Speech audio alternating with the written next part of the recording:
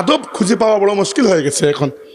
রাসূলুল্লাহ সাল্লাল্লাহু আলাইহি ওয়াসাল্লামের মা বাবার ব্যাপারে আমি অনেক যাচ্ছেতাই মন্তব্য করতে শুনেছি মানুষকে, যে আল্লাহর হাবিব সাল্লাল্লাহু আলাইহি ওয়াসাল্লামের মা বাবা নাকি কাফির ছিলেন, মুশরিক ছিলেন, জাহান্নামী ছিলেন। নাউযু বিল্লাহি মিন যালিক।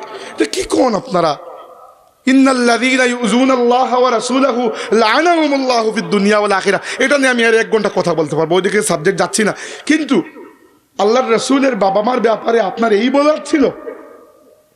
আচ্ছা, যদি আপনার বিশ্বাস নাও হয় যে তারা জান্নাতে যাবে, নাউজুবিল্লাহ, আমরা তো বিশ্বাস করি, তো মুখ চুপ রাখেন।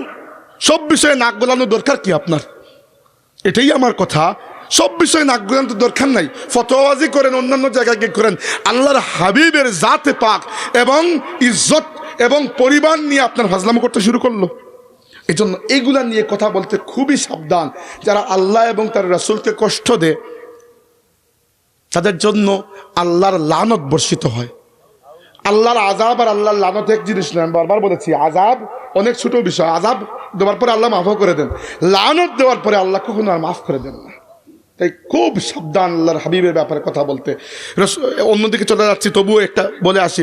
সূরা হুজুরাতের 2 নম্বর আয়াতে আপনারা পেয়েছেন, আল্লাহ বলেছেন, ইয়া আইয়ুহাল্লাযীনা আমানু লা তারফাউ আসওয়াতাকুম ফাওকা সাওতিন নবী ওয়া লা তাজহারু লাহু বিল কওলি কাজাহরি বা'দিকুম লিবা'দিন আন তাহবাতা আমালুকুম ওয়া আনতুম লা তাশউরুন। এই আয়াতের তাফসীর খুলে দেখবেন, সহিহ বুখারীতে হাদিস রয়েছে। সাহাবী ইবনে আবি মুলাইকা তিনি বলেছেন যে ওই দিন তো অবস্থা এরকম ছিল যে উম্মতের শ্রেষ্ঠ 2 জন ব্যক্তির উপর আল্লাহ রাব্বুল আলামিন রাগ করেছেন। কে শ্রেষ্ঠ 2 ব্যক্তি? আবু বকর এবং ওমর। কি হয়েছে? একটা কাফেলা এসেছে, ওই কাফেলা এসে ইসলাম কবুল করেছে। বিদায় নেওয়ার সময় আল্লাহর রাসূল বলেছেন, তোমাদের মধ্যে কাকে আমি আমির বানিয়ে দেব, তোমাদের এলাকায় গিয়ে ইসলামী দাওয়াতের কাজ করবে। আবু বকর বলেছেন, ইয়া রাসূলুল্লাহ অমুককে বানিয়ে দিন। ওমর বলেছেন, ইয়া রাসূলুল্লাহ অমুককে বানিয়ে দিন। এইটা নিয়ে তাদের 2 জনের মধ্যে কথা কাটাকাটি শুরু হয়ে গেছে। রাসূলুল্লাহ সাল্লাল্লাহু আলাইহি ওয়াসাল্লামের সাথে তারা ঝগড়া করেন নাই। রাসূলুল্লাহর সাথে আপনি ঝগড়া তো করতেই পারবেন না, সম্ভবই না। তারা নিজেদের মধ্যে ঝগড়া করে, ঝগড়া না, কথা কাটাকাটি, বাদানুবাদ, কিন্তু আওয়াজটা একটু উঁচু হয়ে গেছে।